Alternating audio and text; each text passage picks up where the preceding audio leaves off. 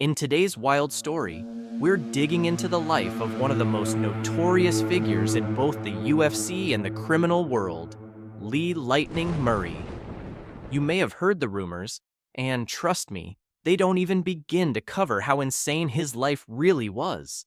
From being a feared UFC fighter to becoming the mastermind behind the biggest cash robbery in world history, this is the story of a man who truly lived on both sides of the law.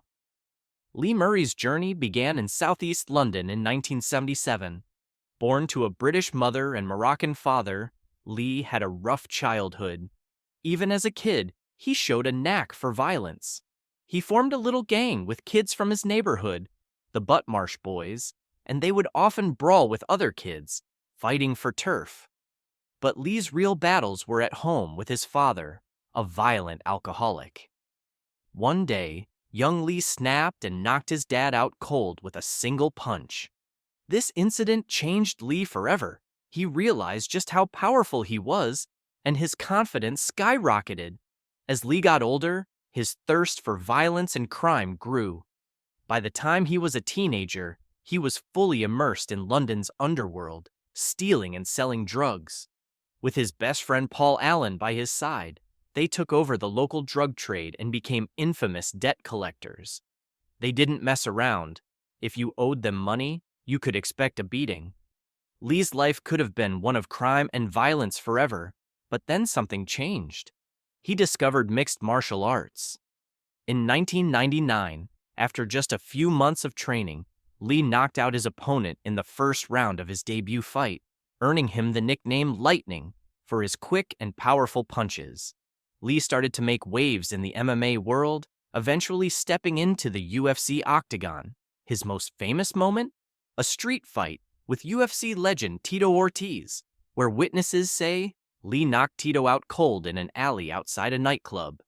That story became legendary in the MMA world. But just as Lee's fighting career was taking off, his criminal past caught up with him. After a road rage incident left a man in a coma, Lee was unable to secure a U.S. visa, effectively ending his UFC career. He returned to the UK and continued fighting, but his heart was back in the underworld, and that's where things really took a turn.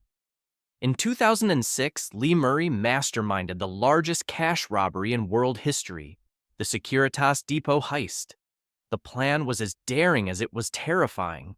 The gang kidnapped the depot manager and his family, forcing him to give them access to the vault. In just over an hour, they made off with $53 million. The heist was flawless, but the aftermath was a disaster. The gang made sloppy mistakes, leaving behind evidence that eventually led to their capture. Lee, however, fled to Morocco, thinking he could avoid extradition due to his Moroccan citizenship. He lived the high life for a while, buying a mansion and spending cash like there was no tomorrow.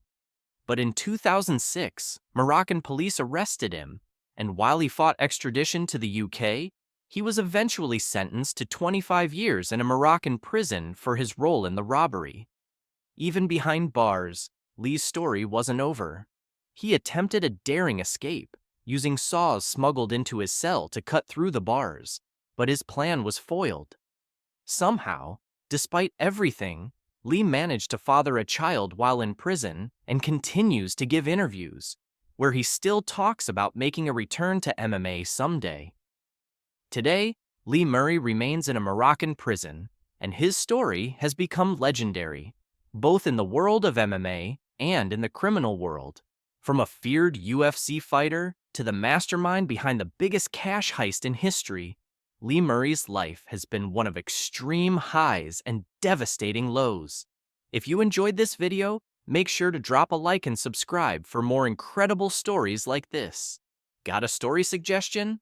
Let me know in the comments below. Thanks for watching, and I'll see you in the next one.